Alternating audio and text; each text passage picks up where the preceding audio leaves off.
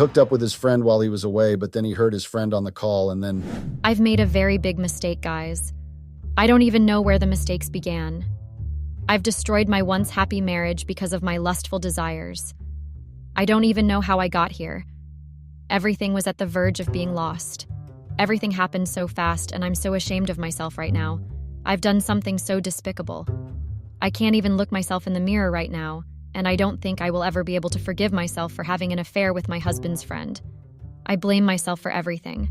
I got so carried away by my lust that I couldn't even control myself. What should I do now? I'm so confused and lost.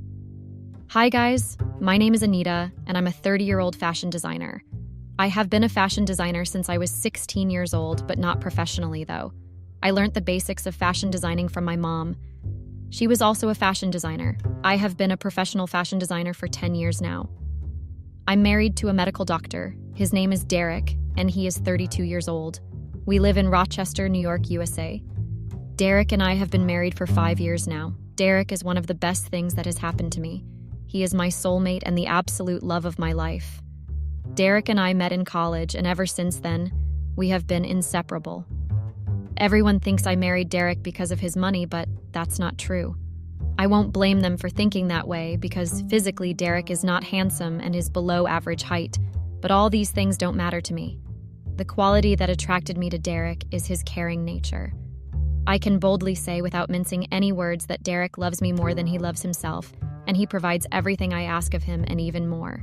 He can go to any length to see me happy. Our relationship started having some challenges ever since Derek was transferred to a neighboring town 6 months ago. He asked if we could relocate together, but I told him it was not possible. I used my fashion designing business as an excuse, but that was not the reason. Derek volunteered to work for an NGO, and he was sent to a remote town for 2 years. I couldn't imagine going to start life all over again in another place, and it was a remote town. So I told him I would have loved to go but couldn't because of my business. He understood my reasons, but I could tell he was disappointed from the look on his face. He promised to be visiting once every month, and he asked if that's okay by me, and I said yes. I didn't know being away from each other would cause a huge gap in our marriage. The distance became an issue, and even communication became hard because Derek was always busy. But he still made time for us to communicate once in a while. Derek made sure we communicated at least 3 times daily, and we did video calls daily. Derek made sure he kept his promises by visiting at least once every month. I started getting bored of everything over time, even though Derek was my best friend and we did practically everything together. It was just hard for me to cope by myself. I was lonely and needed someone by my side. One day, on my way home from the grocery store, a car suddenly came to a stop and the person in the car approached me where I was standing. His face looked familiar, but I could not place where I had met him before. He introduced himself as Nathan, Derek's friend, and I immediately remembered him. He was one of Derek's groomsmen at our wedding. He asked about Derek, and I told him Derek had been away for his NGO work for about 6 months. He offered to drop me at home because my car was faulty and was with the mechanic. I was reluctant at first, but he insisted, so I obliged. The ride home was so fun that I didn't even know when we arrived at my gate. He offered to help me carry my groceries inside, and I accepted. He came in and even helped me arrange my groceries. I offered him a cup of coffee and we continued gisting. Nathan is handsome and he is very fun to be with.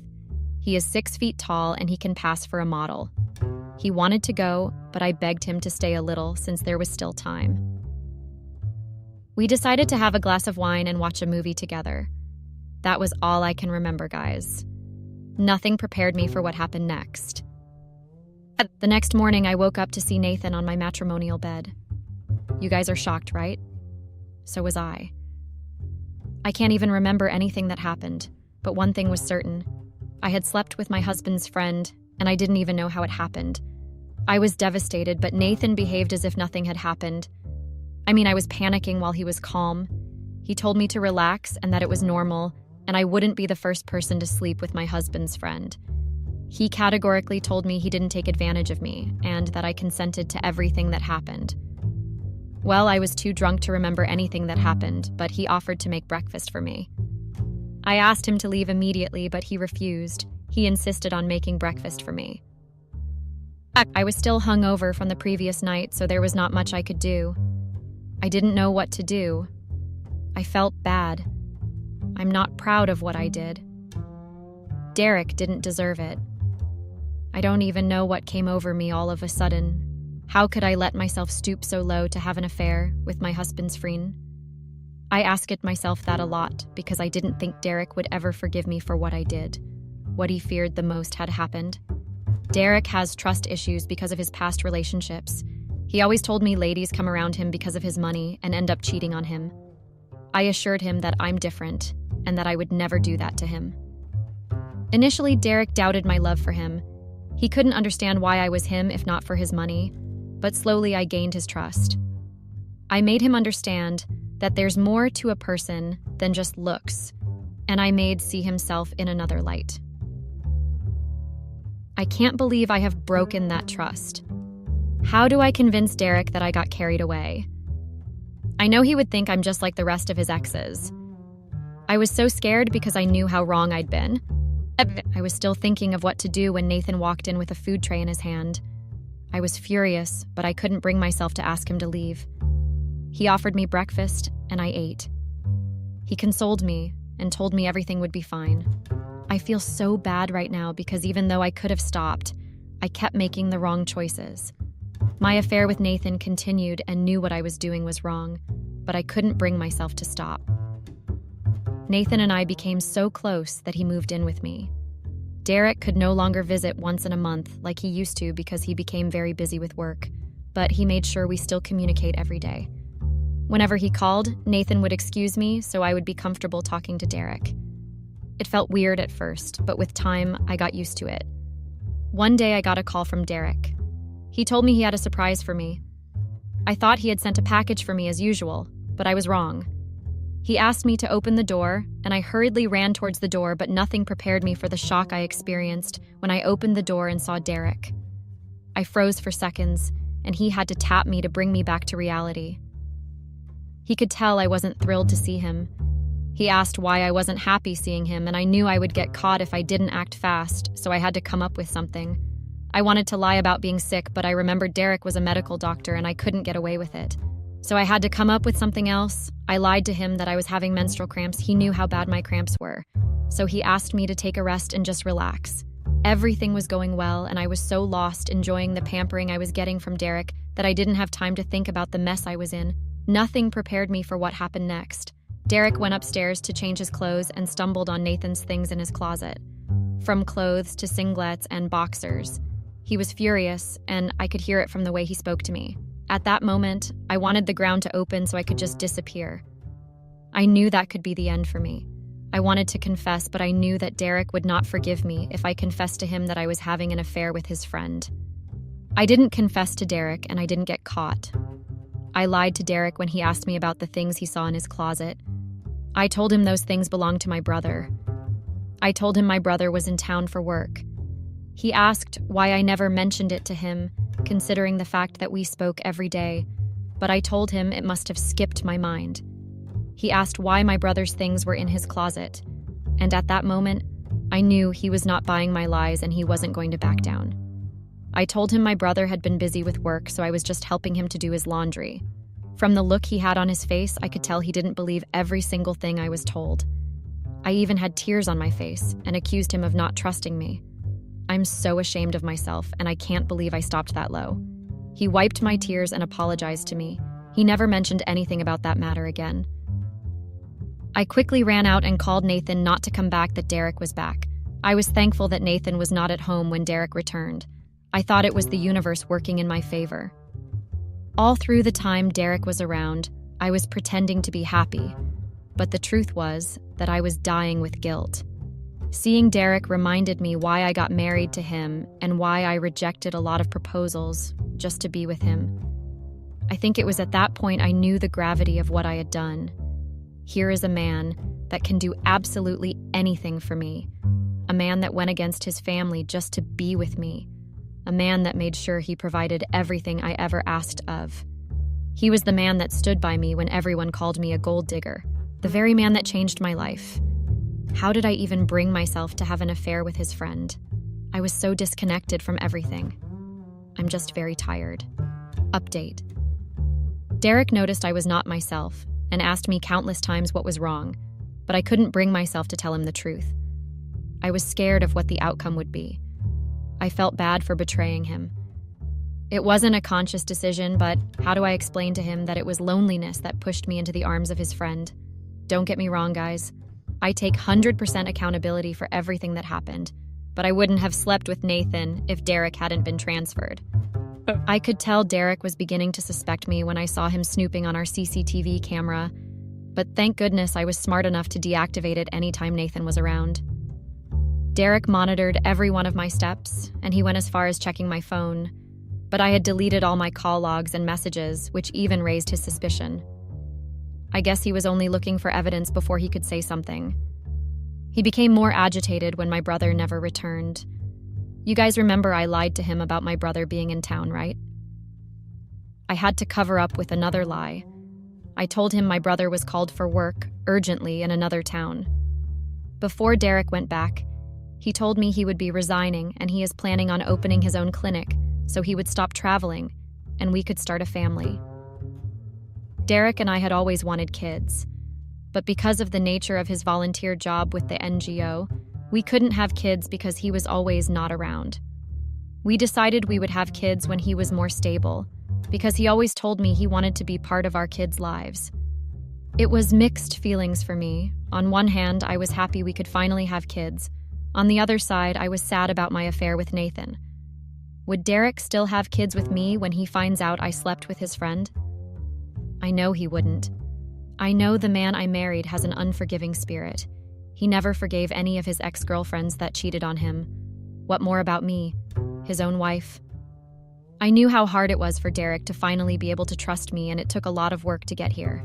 I can't believe I messed up everything. Derek went back to officially resign, and I decided to finally end things with Nathan. I decided to meet with Nathan outside my house, but I remembered some of his things were still in my house, so I called him over to break up with him officially. I told him it was over and that I couldn't continue seeing him. He demanded to know the reason for the sudden change of attitude, but I told him it was not his business and that he should get his things and get out. Nathan started packing his things when he saw my mind was made up, and he told me I would regret my actions one day and come back begging. I told him that day would never come. While we were having the back and forth, my phone rang and grabbed it to see who was calling. When I checked, Derek was the one calling. My heart literally jumped out of my chest. I signaled Nathan to excuse me, and he did. I picked the call, and Derek said he was only calling to check up on me and to tell me he had resigned. I was happy, and we continued talking. For a second, I forgot Nathan was still around. While I was still on the phone speaking with Derek, Nathan walked in and informed me with a very loud and angry voice that he had packed up his belongings and he was living. At that moment, I literally died. I guess he thought I was done with the phone call, because Derek and I don't usually speak for long because he is always busy with work. I was praying and hoping that Derek didn't hear what Nathan said, but unfortunately, my hope was dashed when Derek asked what Nathan was doing in our house. How could he identify the voice? I thought they were just casual friends. I forgot to tell you guys one thing about Derek. He never forgets a face or voice. That's one of his traits. I was trying to comprehend everything when he asked me for the second time what Nathan was doing in our home. I was too stunned to speak. I never knew I would get caught, at least not like that, and not when I just ended things with Nathan. I couldn't come up with a lie any longer, and my brain was blank. He told me he knew I was lying when I told him the clothes in his closet belonged to my brother, and that he even got more suspicious when he discovered that I disabled the CCTV camera. He said he knew I was cheating, but what he didn't know was that I was cheating with his friend. At that moment, I couldn't control my tears any longer. He asked me to leave his house before he got back. I couldn't believe what was happening to me, and it felt like my whole world had been shattered. I couldn't bring myself to leave Derek's house. I mean, where would I have gone from there? I knew there was no way I could go back to my parents' house. What would I tell them happened in the first place? I decided to forget all the consequences and wait for Derek. I thought he might forgive me when he found out it was loneliness that pushed me to cheat on him with his friend. But I was wrong. Derek was very furious when he arrived. I have never seen it that way before. He was even more furious when he saw me.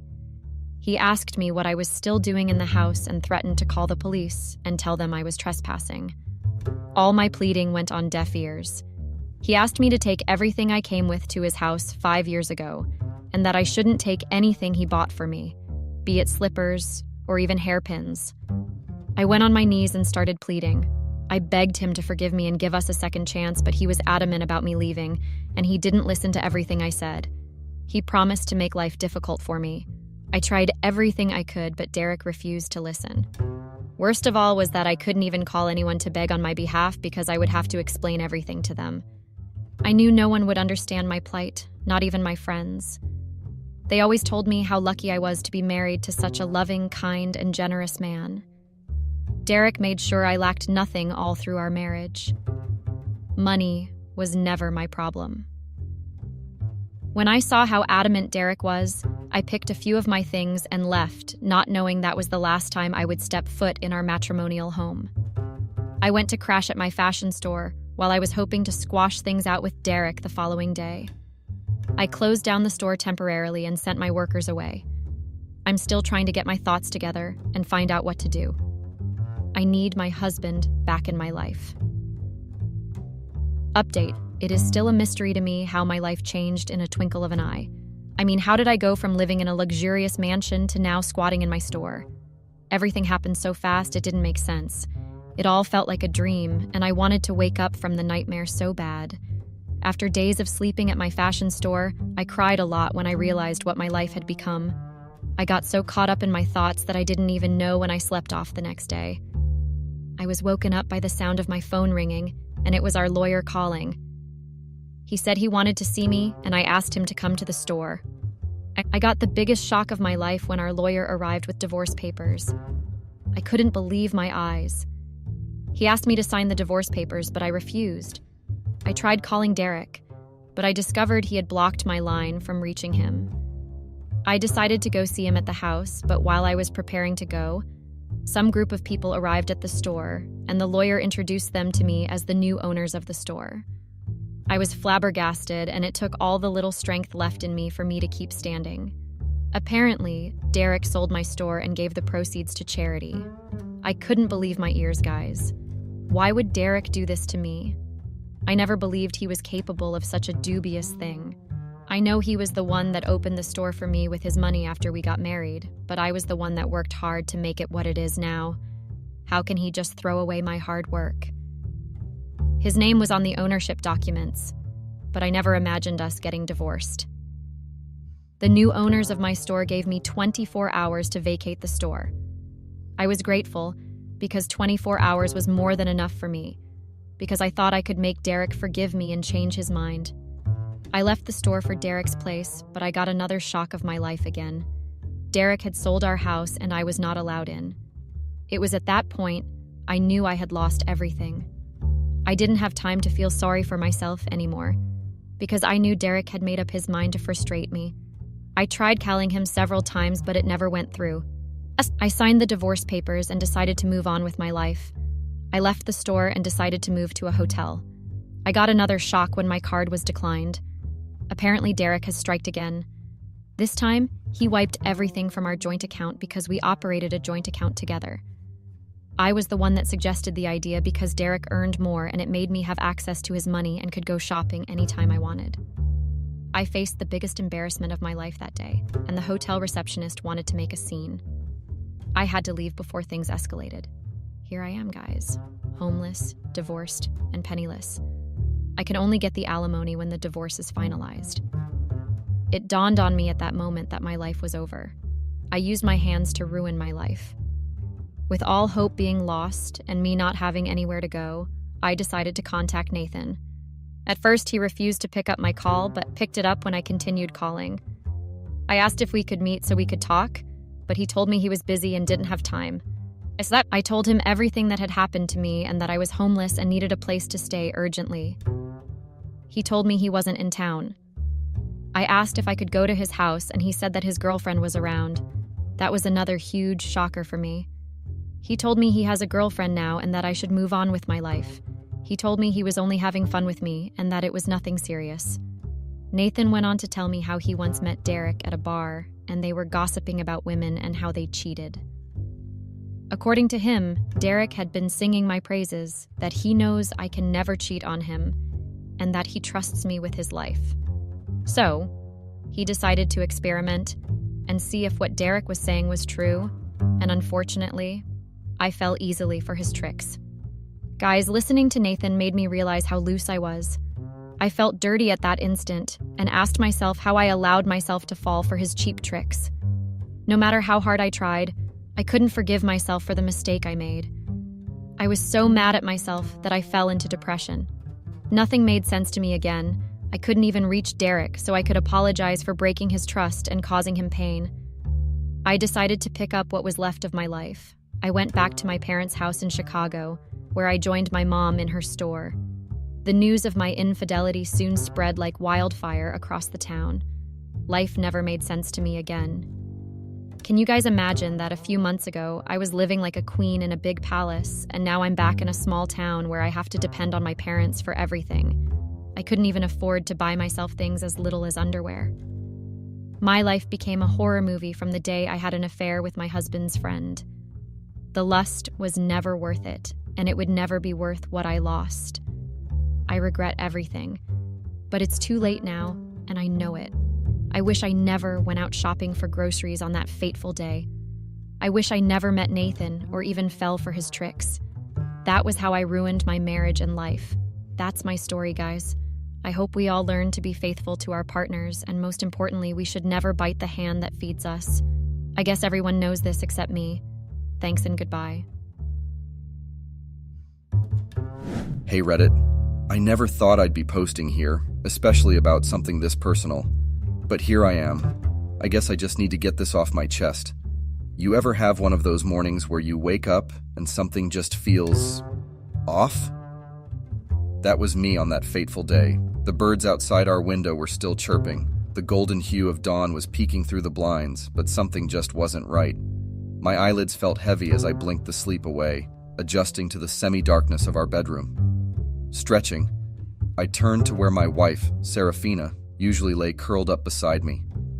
But instead of the sight I was accustomed to, her wrapped up in her baby blue nightgown, I saw her oddly half-dressed. It looked like she had started to change into her day clothes but gave up midway. Her blouse was on, but it wasn't buttoned all the way, and her jeans were tangled around one ankle. Her other foot still had a sock on it. I blinked a few times, wondering if I was still dreaming. "Sarah?" I mumbled, voice groggy from sleep.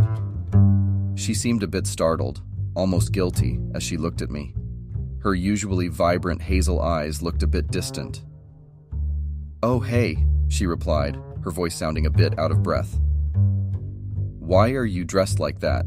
I asked, trying to sit up, the sheets wrapped around me.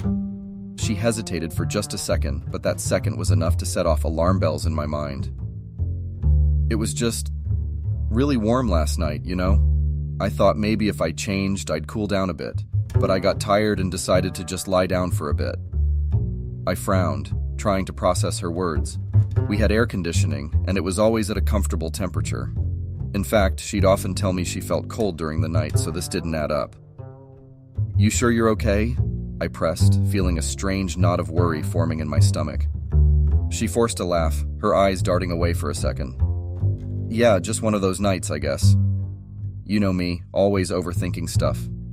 I wanted to believe her, really I did. And maybe if it had been any other day, I would have just taken her word for it and moved on. But something, some gut feeling, told me this was just the tip of the iceberg. For a moment, we just looked at each other. There was a tension in the air, one I couldn't quite put my finger on. But instead of pushing further, I decided to let it go, thinking maybe I was just overreacting. "All right," I said slowly. "Just let me know if something's up, okay?" She nodded, giving me a weak smile. "Always." I turned back around, the weight of uncertainty pressing down on me. My gut told me something was off, but I brushed it off, thinking maybe I was just being paranoid. Oh, how I wish I had listened to that nagging feeling. Edit. Wow, didn't expect this to blow up. Thanks for the awards, kind strangers. We'll update soon. It was a typical Tuesday afternoon. Work had been grueling that day, so I decided to take a break at my favorite downtown Chicago cafe, Bean and Whistle. The cozy ambiance and top-tier coffee always managed to soothe my mind, even on the worst days. Grabbing a corner seat by the window, I settled down with my laptop, a steaming mug of cappuccino, and a blueberry muffin. The warm, rich aroma filled my senses, and I felt the stress melting away. That is, until I overheard the conversation. The cafe was relatively quiet, with just a few other patrons around, their murmured conversations creating a soft background hum. But 2 tables away, a couple of guys were in a deep discussion, their voices a bit too loud for the setting. I tried to focus on my work, but the name Serafina caught my ear. That's not exactly a common name, and it immediately piqued my interest. I'm telling you, man, Drax and Serafina have been sneaking around at night, one guy, with a scruffy beard and glasses, was saying. His friend, a taller dude with tattoos peeking out from under his shirt sleeve, laughed. Man, if anyone found out, there'd be some serious drama. Scruffy Beard leaned in. I mean, I couldn't believe it either, but my buddy saw them at Moonlit Lagoon last week, all cozy and stuff. I felt like someone had punched me in the gut. My heart raced, and my palms started to sweat. The name, the mention of secret meetings. It was too much to be a coincidence. But then, what were the odds? Chicago was a big city after all. Maybe there was another Serafina out there, involved with someone named Drax. Trying to calm myself down, I took a deep breath and mustered up the courage to approach them. Hey, sorry to intrude, I began, trying to keep my voice casual. But I couldn't help but overhear you talking about Serafina. Mind if I ask how you know her? Both guys looked up, surprised. Scruffy Beard raised an eyebrow. Why? Who's asking? My wife's name is Serafina, I replied, trying to keep the trembling out of my voice. Just curious. Tattoo guy snorted. Small world, huh? But bro, there are probably tons of Serafinas in Chicago. Don't think too much about it. Yeah, man, Scruffy Beard added. And besides, the Serafina we're talking about is into some artsy stuff like painting or something. Does that sound like your wife? Trying to put on a brave face, I laughed it off. Nope, not at all. My Serafina can't even draw a stick figure. Thanks, guys. Returning to my table, I tried to shake off the unease, but it clung to me like a second skin. I wanted to believe it was a different Serafina, but a nagging doubt had settled in my heart. The events of the morning and this random cafe conversation were too coincidental, and the storm clouds of suspicion began to gather in my mind. Edit. Seriously, this week has been a roller coaster. Thanks for sticking around, folks. I'm still processing everything. We'll keep you updated. I've always been a man of logic, the kind who needs evidence before making any decisions. And that's what led me to our home's security system late that night. The uncertainty, the nagging doubts. I had to put them to rest, either to confirm my worst fears or to clear my wife's name. I told myself it would give me peace of mind. Booting up the system, I rewound the footage from the past week. Each night played out in fast-forward, familiar scenes of Serafina and me coming home from work, ordering takeout, watching movies, the usual couple stuff.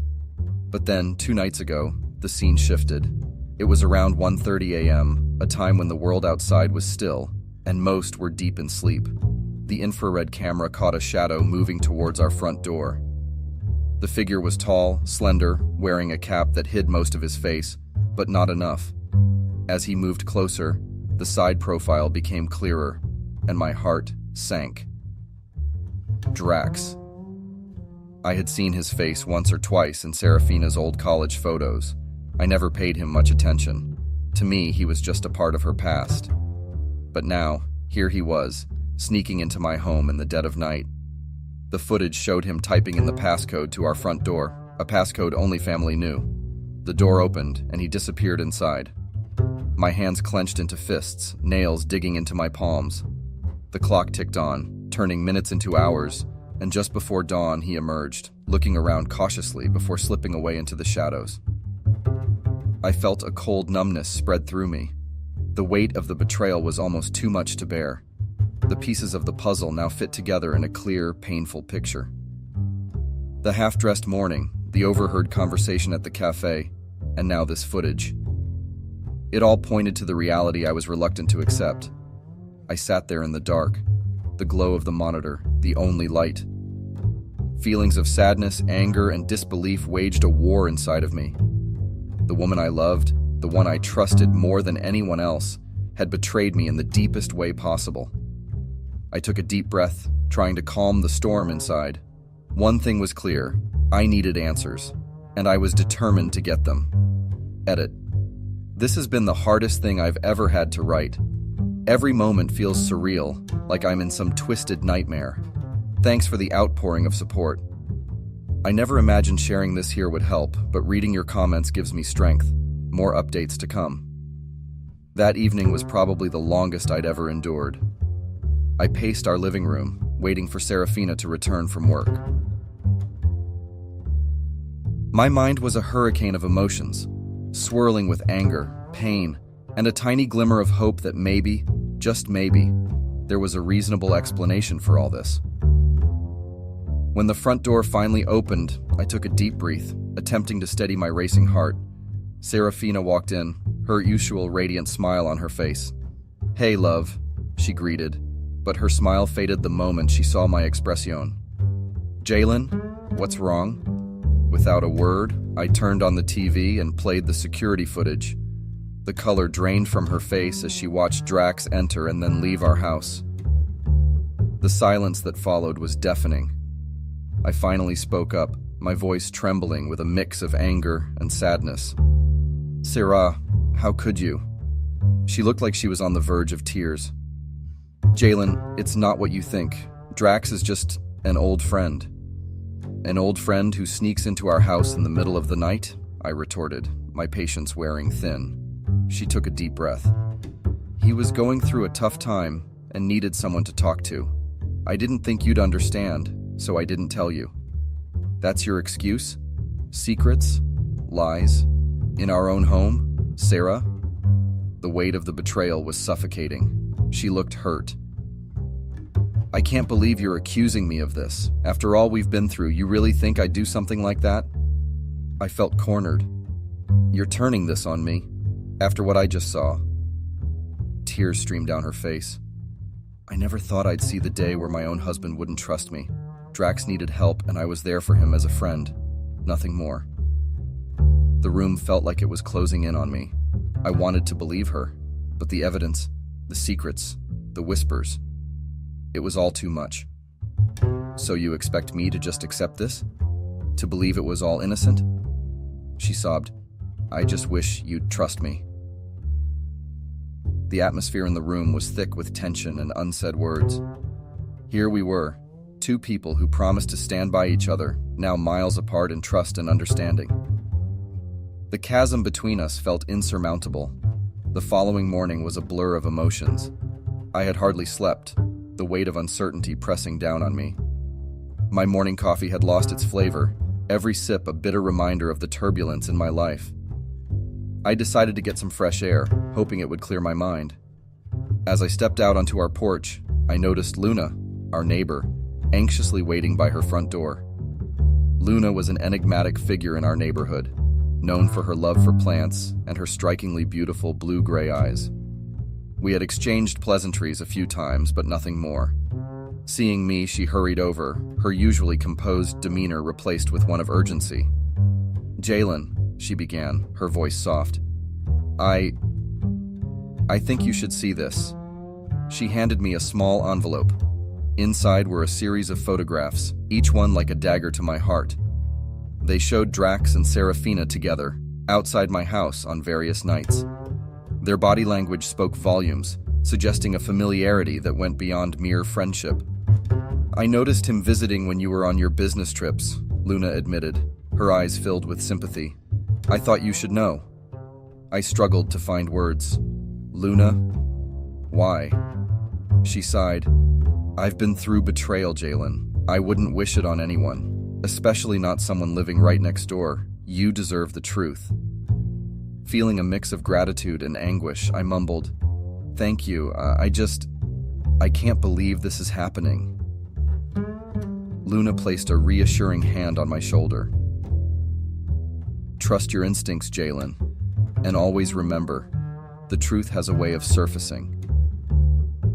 As she walked away, her words echoed in my mind. Here was an unexpected ally in my corner, guiding me to confront the reality I had been trying to avoid. It was another week of restless nights. With each revelation, the ground beneath me felt more and more unstable. But if I was to find the whole truth, I knew I had to keep digging. Remembering an old phone Serafina discarded a while back, I decided to see if it held any clues. But my tech skills were laughable, and I needed help. Enter Zeke, my childhood friend and a wizard with electronics. Zeke had been my go-to guy for any tech-related issues, from setting up my home theater to fixing computer glitches. I trusted him, and right now I needed someone on my side. Hesitatingly, I recounted the events of the past weeks to him. Zeke listened intently, his usually jovial face replaced by a solemn expression. "Let's see what we can find," he said, taking the phone from me. Within minutes, he managed to boot it up and bypass the security lock. "Let's check the messaging apps," he suggested, and there they were, a flood of messages between Serafina and Drax. I braced myself for the worst as we started scrolling through the conversation threads. The earlier messages were casual, discussing college memories and current life updates. But as time went on, the tone shifted. They began sharing dreams, fears, and secret desires. Then came the messages that felt like punches to my gut. Drax. "Every night with you feels like a stolen moment. I wish we didn't have to hide." Serafina. "Me too. It's hard pretending, especially with Jalen. I wish things were different." Drax. "Someday, we won't have to sneak around. We can be together, openly, without any fears."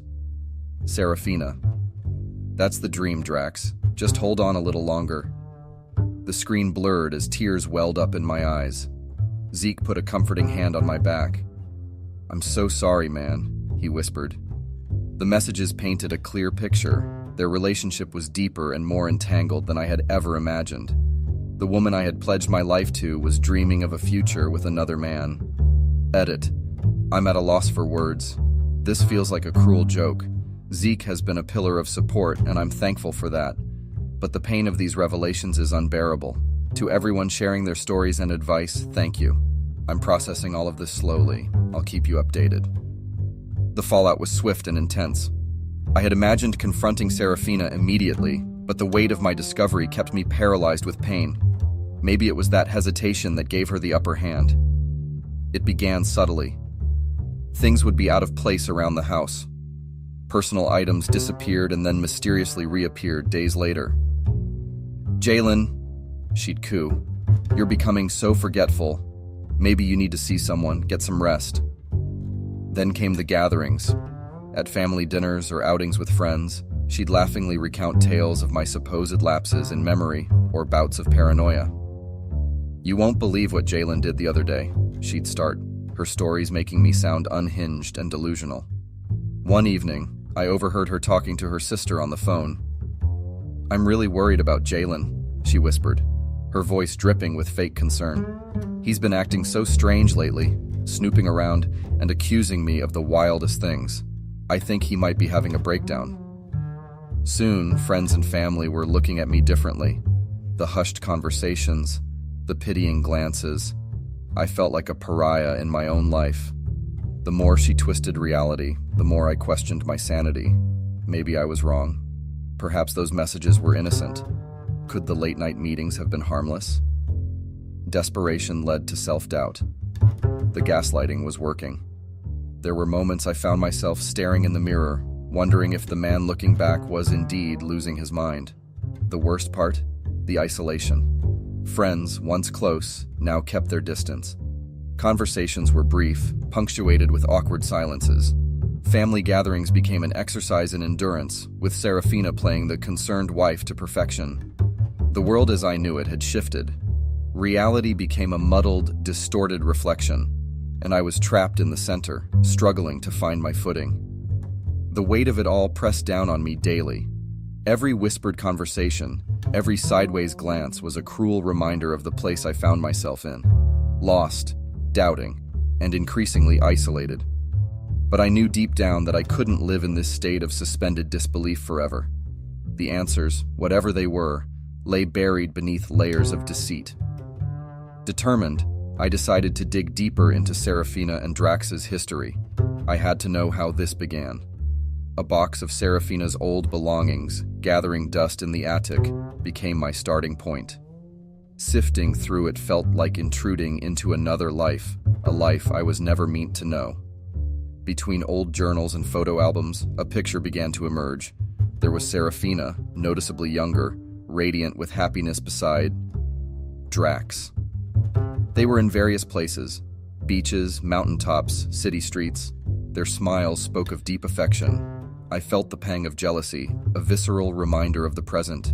Then, buried among the pages of a diary, I found a folded letter, the edges yellowed with age. It was addressed to Serafina from Drax. Hesitatingly, I began to read. Serafina, our love was never meant to be tangled in this web of family expectations and feuds. I'd give anything to be with you freely, without the shadows of our family's pasts looming over us. I still dream of the day we can be together, unburdened. Always yours, Drax. The pieces began to click into place. Further reading revealed a heartbreaking tale. Drax and Serafina had once been engaged, deeply in love, but torn apart due to a bitter family dispute.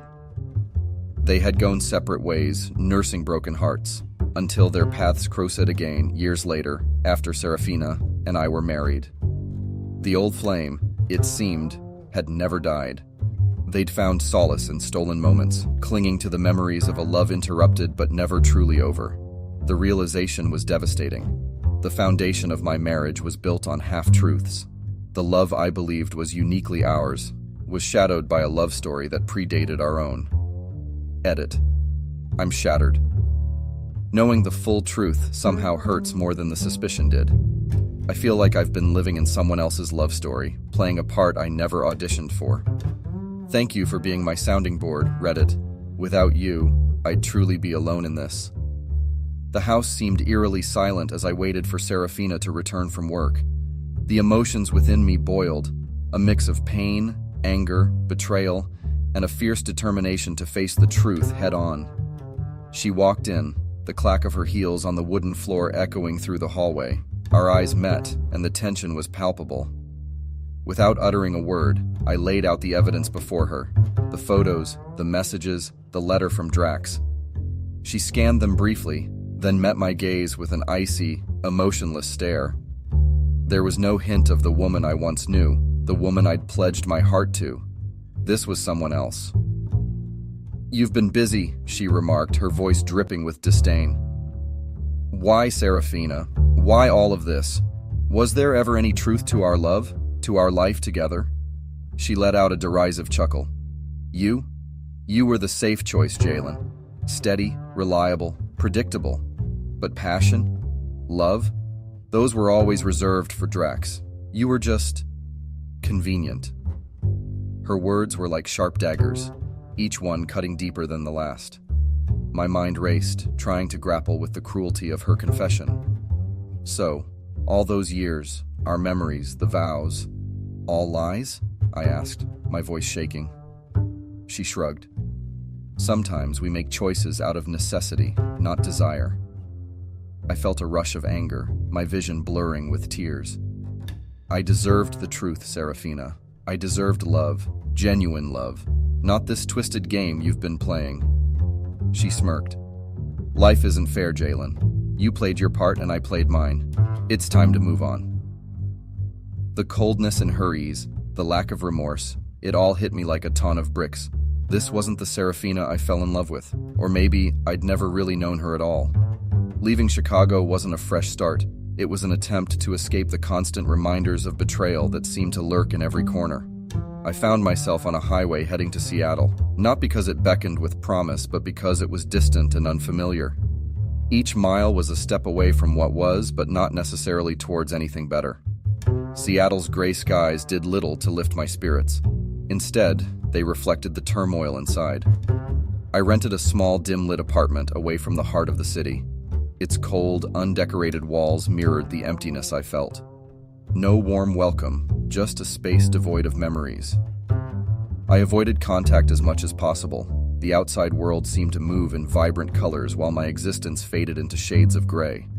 The laughter and joy of strangers felt alien, almost mocking. Meals were mechanical, eat to live, not live to eat. Sleep, when it came, was filled with dreams of confrontation, of seeking answers, of waking up to find it was all a nightmare. But each morning, reality reasserted itself with a cruelty that was unyielding. The faces at the local convenience store, the bus driver, the few coworkers I interacted with, they all became blurred images in the background of a life that felt more like mere existence. Connection seemed pointless. After all, the deepest connection I'd ever had was built on deception. Days turned into weeks, then months. The pain didn't fade. It merely settled, like a shadow I couldn't shake off. I stopped trying to outrun it, instead surrendering to its omnipresence. Edit. I wish I could tell you all that things got better, that there's a light at the end of this tunnel. But truth be told, right now, it feels never-ending. I read every message, every piece of advice, and while I appreciate them, the void remains. Thank you for listening, Reddit.